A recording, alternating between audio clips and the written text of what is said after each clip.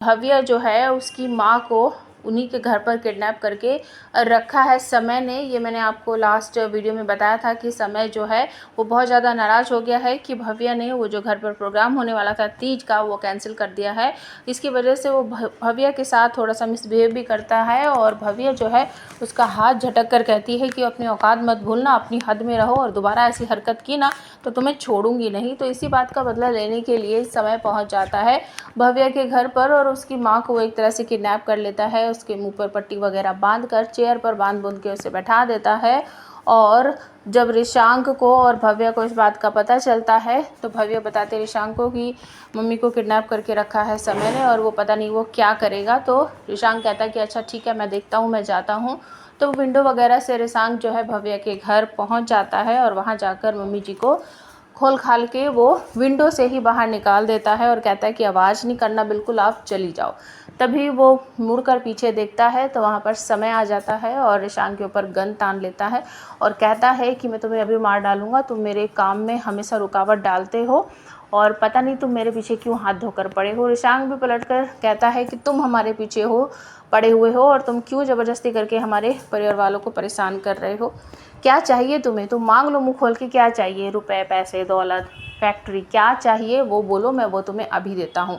ये गन नीचे करो। लेकिन समय कहता है कि वो सब कुछ मेरा ही है, मुझे मांगने की ज़रूरत क्या है।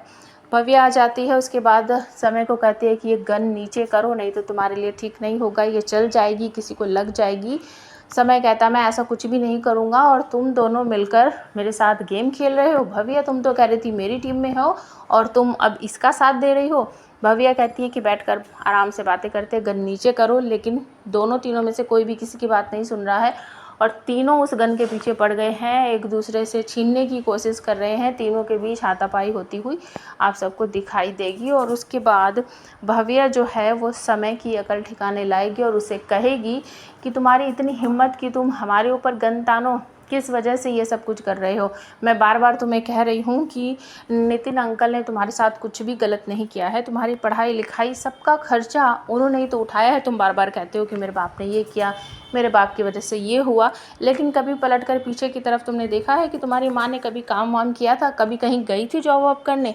तो तुम्हारे स्कूल की फ़ीस वगैरह और तुम्हारा घर का खर्चा जो था कैसे चलता था? वो सब कुछ नितिन पापा की वजह से ही तो चलता था। वो हर महीने तुम्हारी माँ के अकाउंट में इतने सारे पैसे भेजते थे कि तुम्हारा गुजारा अच्छे से हो जाए। उसके बाद समय जो वहाँ से चला जाता है और भव्य कुछ फ़ोन में सबूत दिखाती है, वीडियो वगैरह दिखाती है रिशांक को, बुआ माँ की।